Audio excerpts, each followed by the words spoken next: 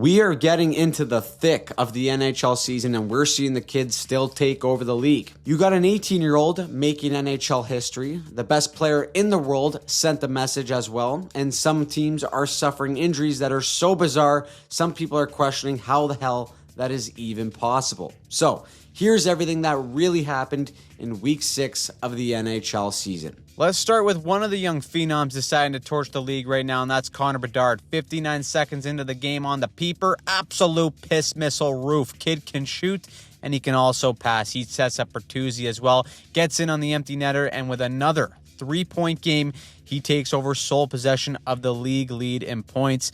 Not bad for a guy everyone was calling a bust or not a generational talent last year. Just give him some time. It's looking like the future is now, old man. And speaking of the elderly, Kings versus Penguins, where we get what is likely the last matchup between Anze Kopitar and Sidney Crosby. But we can't ignore the worm. Corey Perry, the 836-year-old son of a gun, is still doing it. He scores again, and now he has 7 goals and 11 points in 10 games. Yeah, right about the future being right now. The worm lives on forever, baby. Meanwhile, Dallas is starting to get in their groove. They beat Seattle 2-1, only a matter of time. They're still missing their captain, Jamie Benn, as well. And so are the Sens. I'm a big believer in Ottawa's game. They play it the right way. They got young, talented pieces, and if their goaltending can just keep it together, the Sens could be a problem when Brady Tkachuk gets back. Also, probably helps that I've jinxed the Mammoths since I called them winners now that they've lost 3 in a row and kind of look like a bit of the Coyotes lately, if you ask me.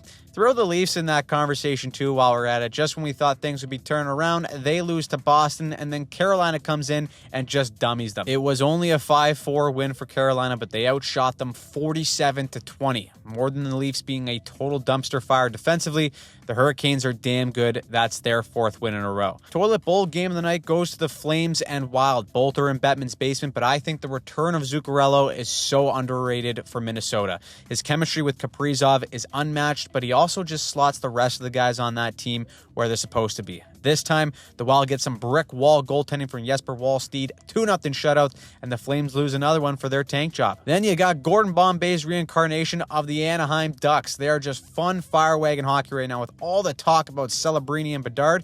We're forgetting about Uncle Leo Carlsson, who is emerging as the hidden beast of the West. He scores another 2 goals, and he's right there, tied for tops and second in the league with Bedard and Celebrini. None of those guys can legally buy a beer yet. The Ducks have won 7 in a row and are second in the league behind only the Colorado Avalanche. They are a wagon. They keep on rolling. 9-1 the previous night over the Oilers, and the big dog here takes over. Nathan MacKinnon is sick of these kids. He puts up a 5-point night in the game where the Avs win 5-4. Literally, he was a part of their entire offense in this game. He's got 9 points in 2 games and sits firmly on top of the league with 29 points. There may not be a team that scares me more with their speed and firepower than the Dog and the Avs. Now, on Monday, you wouldn't believe it if you didn't see it with your own eyes. The New York Rangers are at home hosting the Nashville Predators, and they finally not only score, but they win their first game on home ice, pop the champagne, raise the banner. The fans finally remember what the Rangers' goal horn sounds like. Now, of course, I know it was the Preds. They are all-time cheeks right now. They've lost 5 in a row, including this one. And a subtle note here for the Rangers is Artemi Panarin. He's got 2 goals in this one. He's got 5 points in 3 games ever since shaving off his lettuce. Coincidence? I think not. Then we go to the Islanders and Devils, where Simon Nemec activated the cannon with 5 seconds left and ties it. Matty Barzal, though, he's seen enough. He comes in, says, pack your shit, we're going home. The Island winning in OT. I like the Islanders to be a little bit of a sneaky pain in the ass this year for a lot of teams. Now, let's go to Vegas. 4 words you never want to hear if you're broke. The Panthers have been obliterated by injuries, but the man who stepped up is the Rat King himself, Brad Marchand. Watch this. Little inside whoop. Takes him to church, says see you later, and then backhand Billy for the finish. That was pretty. 11th of the season for him. He's carrying the Panthers on his back right now. Vegas did have a late push, but the Panthers hold on 3-2. Big win for the boys. They'll be just fine. There are, though, some more question marks surrounding the Oilers. Absolutely spanked by the Avs 9-1, but then we got this shot of McDavid and Draisaitl being absolutely miserable on the bench. I tweeted this out, but every season it seems like we get this shot of Draisaitl hating their life, and then they proceed to go on and win 10 straight games. So let's see what happens next. They're down 3-1 to Columbus, and McDavid says, all right, enough. Goes to threat in the middle. Nope. Spinorama puts Matejchuk in a blender. Bro just falls, and before he or the tendy even knows what's going on, it's a no-look backhander. Top shelf. Are you kidding me?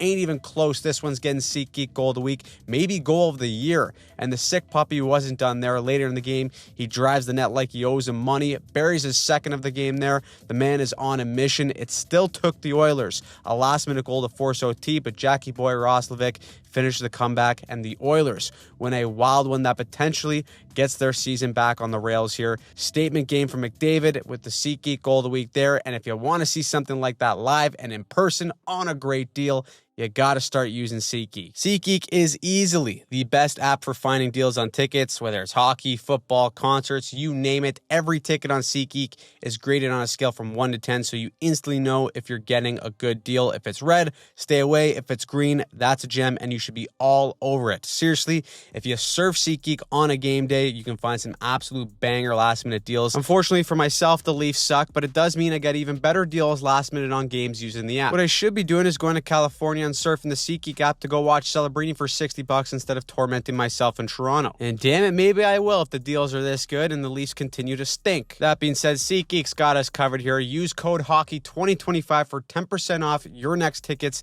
at SeatGeek. That's any tickets, anytime, anywhere. Just hit the link in the description to download the app. It'll automatically apply the code to your account so you're ready the next time you find a deal. Big thank you to SeatGeek for sponsoring these weekly recaps. Let's hop into Tuesday's games. So on Tuesday, it's only fitting we begin with a Maple Leafs and Bruins rematch from Saturday. Don't worry, this one went exactly how you thought. So let's play Leafs Bruins bingo again, shall we? Pastrnak goal, check. Actually, he got 2 in this game, including his 400th career goal. Next is someone on Boston absolutely dummying or bullying someone on Toronto.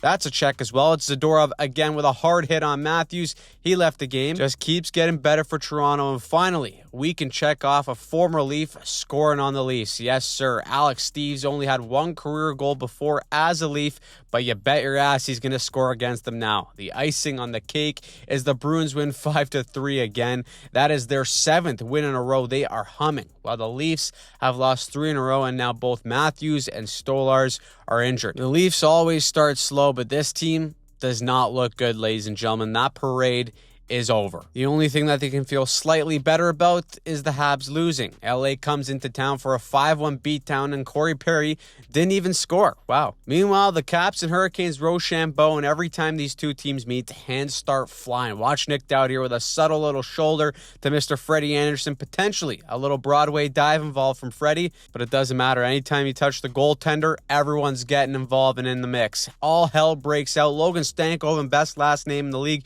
drops the gloves. Guy is 5'8" and has a heart of a lion. The Caps, though, they do take care of business on the scoreboard. Ovi hits his patented empty netter snipe as they snap Carolina's win streak, and the Caps royally needed that win. Like I said earlier, the Stars are starting to get in a rhythm here. Down by 2 against Ottawa, they come all the way back to force OT, and Rupe Hintz finishes the job. That's their 3rd win in a row. Toilet bowl game of the night is the Flames and the Blues. Terrific game to watch if you hate yourself and don't value your time. But you likely missed Jordan Binnington putting on a show. 38 saves on 40 shots. He's still playing to show Team Canada that he can actually stop some pucks here. Blues win the toilet bowl 3-2 and only worsen their odds for Gavin McKenna. Now, usually when the Sharks are in Minnesota, the games are nuts. But this one was a bit of a snooze fest until this absolutely beautiful tic-tac-toe play between Toffoli, Celebrini, and Smith. That sends this one into OT, where Graf goes forehand, backhand, in tight for the OT winner. Celebrini gets his 2nd assist of the night to move back into 2nd place in points. But the MVP of this game was Yaroslav Askarov. He made 28 saves on 29 shots and has only allowed 5 goals in his last 4 games. The Sharks are on a 6-0-1 run, and just like that, they're in a playoff spot for the first time in almost 4 years. Who would have thought goaltending would have been a strength for them? Of course, now chasing the Sharks are the Seattle Kraken. This gets juicier for Leaf fans by the second here. Remember Matt Murray? Yeah, he's out here stopping 34 saves on 35 shots, but it's not enough to beat Columbus. They do find a way to win in a shootout. Let's check in on the team sponsored by your local hospital in the Vancouver Canucks. Last week was better. Garland and Hughes returned, and now Demko is back, so everything should be good in Vancouver now, right? Wrong. Demko last one period allowing 3 goals and 8 shots before leaving with another injury. Somebody, please get these guys some bubble wrap here so they can stop getting hurt. The Jets take full advantage of the situation and win 5-3. Finally, we finish off the night with a Western Conference showdown between the Ducks and Avs. Top 2 teams in the league, and according to NHL Edge, both of these teams are among the top 5 fastest in the league. Uncle Leo Carlsson has been a fantastic story for the Ducks early on. His scoring streak is extended to 4 games, but that's all about there was to cheer about for Anaheim, because the Avs showed the kids how it's done. Gabriel Landeskog has had 2 goals disallowed this season, but he wasn't going to be denied a third time. He gets his first regular season tuck since March of 2022. That's got to feel good for the captain, and you know the Nate Dogg got his cookies in this one. 3 assists, that's now 12 points in 3 games for him. I think right now there is no argument that he is playing like the best player in the world. The Avs show the kids there's levels to this and put an end to the Ducks' 7-game win streak. Moving on to Wednesday, where defense and goaltending are optional between the Lightning and Rangers. 2 of the best goaltenders in the world, in Vasilevskiy and Shesterkin, allow combined 7 goals on 18 shots in the first. No matter how long you watch hockey, you can just never figure out goaltenders. The Rangers, though, they continue to show that away from home, they may be one of the best damn teams in the league. Artemi Panarin with a shaved head is a lethal man. 4 assists, he's getting hot. The Rangers are now 8-1-1 on the road as they win 7-3. Meanwhile, there's never a dull moment for this Oilers team. In the dying seconds of the third, it looks like Philly has won the game, but no. Call Gary for the review. Owen Tippett gets the happy feet and goes offside on the entry. This one's coming back for OT, and Jackie Boy Roslovic does it again. What a signing for them. Back-to-back OT winners. The Oilers are now 2-0 ever since the McDrysaddle benchgate. Now, the torture never seems to end for the Sabres, unfortunately. The man that they traded in the offseason, in J.J. Peterka, comes back and gives him the double bird. Goal and assist against his former team. The Mammoth get off the schneid with a 5-2 win. Then we finish with the Hawks and Devils, where Jacob Markstrom is out here flopping like a seal after all this puck movement from Chicago. Somebody throw this man a life raft. He's lost at sea. Bedard wires one into the empty net. He's on a 9-game point streak, and the fellas were dancing tonight. Watch Sam Lafferty toe drags Luke Hughes into the ether and then outweights Markstrom for the finish. The best part of this goal is this guy's smile. Not a connecting tooth in sight. That's a hockey player. The Devils, though, get a legacy performance from the 21-year-old D-man Simone Nemec. He gets a hat trick, including the game winner in OT, to spoil all the fun in Chicago. The fun, though, is still somehow going on in Florida, and shocker, Brad Marchand is right in the middle of it. He gets his 1,000th career point in a 6-3 win over the Caps. Doesn't matter if it's on an empty net. The guy's still got 1,000 in the show, and the Panthers, despite being a walking morgue, are just hovering around 500 to stay lurking in the weeds. Leaf fans are trying to tell themselves that they're doing the same thing to avoid getting the shakes, but they got no Matthews and no Stolarz against the Kings. Matthews is out at least a week, but we'll know for sure if he's getting on the next flight to Germany just like he did last year. Now, even though LA started off slow as well, they're really coming together in the last few. They tied the game late in this one, and then like clockwork, a kid from Toronto scores against Toronto to win the game. Byfield gets the winner as the Kings win their 3rd straight. And in typical Toronto fashion, everyone is already looking for someone to blame and put on the hot seat. However, speaking of teams getting hot, the Dallas Stars have officially got their mojo back. Jason Robertson, the RoboCop, 3-point night. This was an absolute spanking on the Montreal Canadiens. They lose 7-0, and they've allowed 12 goals in their last 2 games. No need to panic, though. They're still first in the Atlantic. You're going to have those swings as the youngest team in the league. The same goes for the Ducks, who are also a very young team, but they've been taking the league by storm. They got a little humble pie from Colorado last game, and now Detroit has given it to them in this one. DeBrincat, 2 goals. The Red Wings get a much-needed dub, because I swear to God, if they blow this hot start and miss the playoffs again, I'm going to lose it. Let's go to Ottawa, where Boston comes in on a 7-game heater. This one's tied with 6 minutes left, but look at the patience from Bed Batherson and beyond. He waits, takes, and spots woo-woo Timmy Stu for the cross-seamer. That is the game, folks. The Sens are second in the Atlantic while missing their best player. They could be a wagon brewing there when everything's ready. Now, I think hockey fans should start a GoFundMe for Connor McDavid to get him a real goalie here before the end of his career. The duo of Pickard and Skinner just doesn't look like it's going to be the answer. Pickard started in this one. He gave up 5 goals on 25 shots. The Oilers' goaltending as a whole hasn't been great to start the season. What a surprise. Columbus takes full advantage and gets some revenge for McDavid posterizing them earlier in the week. Good time to just give a Sabres fan a hug also. They have Colorado tonight. You can probably guess how this one ended. There is no escaping the monster that are the Avalanche right now. Even if you shut down the Nate Dogg and only hold him to just a point, Marty Necas steps right up and puts up 4 points by himself. The Avs win and are now 12-1-5. One regulation loss on the season is just insane. Total opposite vibes for the Flames, though, this year, but they utterly dominate San Jose in this one. This had to be one of the most lopsided 2-0 games you'll ever see. 36-16 were the shots for the Flames in this one. They catch the Sharks sleeping at the wheel here. Just a minor hit to the 2026 Sharks Cup prophecy, but nothing to worry about. Of course, though, it is hard to tell who's truly good in this league anymore. Standings are airtight. Teams that have high expectations just look meh, and one of them are the Jets as of late. Seattle gets a little bit of magic from Team Canada legend Jordan Eberle in the third by double dipping the chip. He gets 2 goals, and they beat Winnipeg, who's now 5-5 in their last 10. Then you have Vegas, who looked like potential wagons to start the year, but perhaps maybe they aren't. First, they blow the lead late with Barzal tying it up, and then J.G. Pajot, shorthanded OT winner. That is some nice work right there. Vegas loses their 4th in a row, while the Island, well, they're on a 3-game heater to end Thursday. They're 4th in the division, and it ain't all that bad for a team that just drafted an absolute weapon,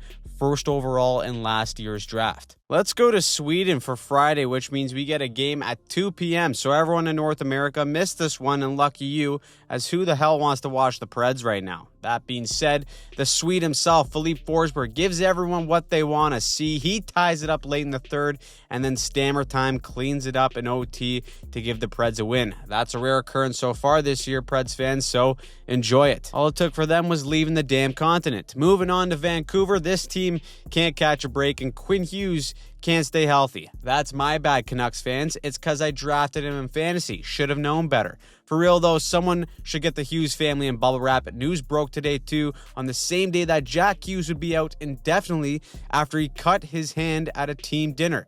I'm serious, too. That's a real report. Look it up. I wish I was joking because that's legitimately unbelievable. Anyways, the point is Quinn Hughes is out and everyone and their mom is hurt on the Canucks, and they still managed to squeeze out a point in Carolina in an OT loss. Next up is the Blues versus the Flyers. If you're wondering how St. Louis finds a way to pooch this, how about letting Trevor Zegras run their show? 2 goals, an assist, and for good measure, the best shootout man in the business comes in and reminds Jordan Binnington to close those damn legs. Statement game from Zegras. What a pickup he's been for Philly, leading the team with 19 points in 17 games. Of course, the final game of the night would also go into OT. Maybe that's why every team is 3 points within each other, because almost every single game this season seems like it's going into overtime. Let's get that 3-2-1 point system firing there, Gary, because everyone got a pity point tonight. But the Islanders, they're OT merchants right now. 3 straight games in OT, 3 straight wins, and this one made history. The 18-year-old kid, Matthew Schaefer, becomes the youngest player ever to score an OT winner. The Islanders, at least early on in the season, look like they're cooking up something nice. It's been a pleasant surprise to start the season. Now let's get going for hockey's holy day, which is Saturday. It's the Syracuse Crunch versus the Florida Panthers. I'm not exaggerating either. The Lightning were without Hagel, Sorelli, Hedman, and McDonough, just to name a few. Everyone seems to be a Band-Aid now these days, but no matter who's in the lineup, it wouldn't be a battle of Florida without some controversy. We get the famous Bennett elbow out in full force. He catches Kucherov, and Kuch is going to give a little Hollywood special too to add to the drama. These two teams were getting after each other, but Tampa comes out on top 3-1, and I guarantee that these two teams are going to rip each other apart every chance they get this season. Now, the low-key wagon of the week may just be the Kings' 1-0 win. Great time if you ask me, but that's their 4th win in a row. On the other hand, the youth is starting to show a little bit for the Ducks. Another low-scoring game, and the Wild win 2-0 over Anaheim, who have now lost 3 in a row after winning 7 in a row. Now, if you want to talk about setting the tone, how about Struble and Zadorov dropping the mitts on the opening draw for Habs and Bruins? Couple lefts, couple rights, sit in the box and move on. The good news for Boston, though, lately is that they're getting back vintage Jeremy Swayman right now. He stops 26-28. The Bruins win 3-2, and the Habs have now dropped 3 straight. Then we go to the Oilers and Hurricanes, where Mr. Anderson is straight up tapping into the Matrix. Leon Draisaitl, the German surgeon, wide open cage,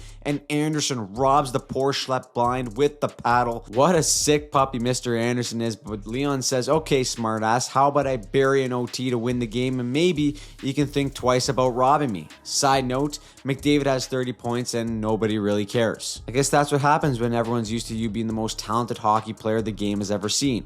Meanwhile, Devils fans have to go another year wondering what the hell their team would look like if Jack Hughes could just play 82 games. Luckily, they got the kid Simone Nemec. He's locking in right now. He gets the shootout winner to stay buzzing. As long as they keep that kid away from any steak knives, the Devils should be fine. Their rivals in the Rangers, though, are playing on the road, which means they turn into the best damn team in the league. Captain JT Miller slow rolls the hell out of the shootout, Barry Manilow's, and calls it a game. The Rangers continue to be such a wagon anywhere but at MSG. Then let's go to Chi-Town, where the Leafs are visiting, and talk about riding the struggle bus right now. Toronto had a 2-1 lead going into the third, but that's about as safe as a newborn baby in the middle of the highway. They blow it, of course, and they lose their 5th in a row. Parade's canceled. Expect a breakdown on the channel as to how the hell things have gone so south so far this week. Meanwhile, in Buffalo, it looks like we're getting another classic Sabre stinker. They're down 4-1. All hope is lost, and then Tage Thompson goes coast to coast, butter and toast to get the boys going. And stranger things, the Sabres come all the way back after being down by 3 to win an OT. Congrats, Detroit. You just earned yourself a bag skate, fellas. It is the complete opposite vibes in Dallas right now. These guys are humming. They laid down the smackdown earlier in the week in Montreal 7-0, and the RoboCop is on a mission right now. Jason Robertson, hat-trick performance. Thanks for coming out. He's got 6 goals and 9 points in his last 3 games. The Stars have also won 5 in a row. It is also painful to inform everyone that the Sharks Cup prophecy has taken another hit. I'll tell you right now, Seattle is one of the most pesky teams in the league. They can't generate offense if their life depended on it, but they do just enough to win games, and really, that's all that counts. Today was also the lucky day for the Jets as they get to play the Calgary Flames. Calgary picks up an extra point to worsen their tank job, but despite the scare for Winnipeg, they take care of business in OT and end a very interesting week of hockey. So, what did you think of Week 6? Who surprised you? Who pissed you off? Let us know in the comments down below. You can check out some of our past breakdowns this week here, and if you want to stay up to date on all things NHL, make sure you subscribe to the channel and turn on notifications so that you don't miss a thing.